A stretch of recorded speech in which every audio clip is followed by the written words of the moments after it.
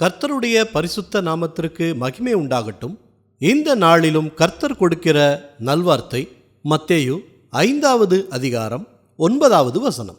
சமாதானம் பண்ணுகிறவர்கள் பாக்கியவான்கள், அவர்கள் தேவனுடைய புத்திரர் எண்ணப்படுவார்கள். பிரியமானவர்களே, நம்முடைய ஆண்டவர் சமாதானத்தை விரும்புகிற ஆண்டவர், சமாதானத்தை கொடுக்கிறவரும் கூட.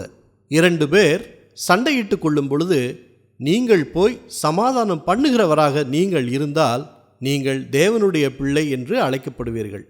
கர்த்தருக்கு சமாதான பிரபு என்று பெயர்.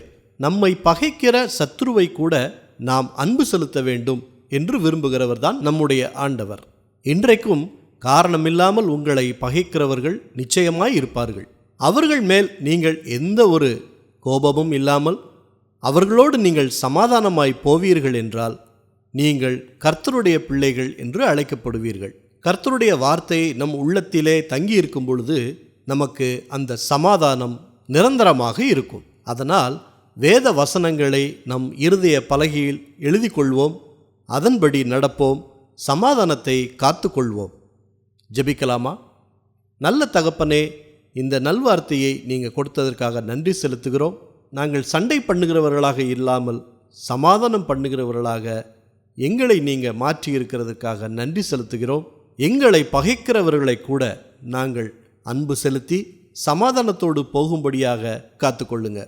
சமாதான குறைவோடு இருக்கிற, சஞ்சலத்தோடு இருக்கிற மற்றவர்களுக்காக நாங்கள் இந்த வேளையில் ஜெபிக்கிறோம். அவர்களுடைய உள்ளத்தில் ஒரு சமாதானமும் சந்தோஷமும் இந்த வேளையில் உண்டாயிருக்கட்டும். எல்லா துதி கன மகிமை எல்லாவற்றையும் உமக்கே செலுத்துகிறோம்.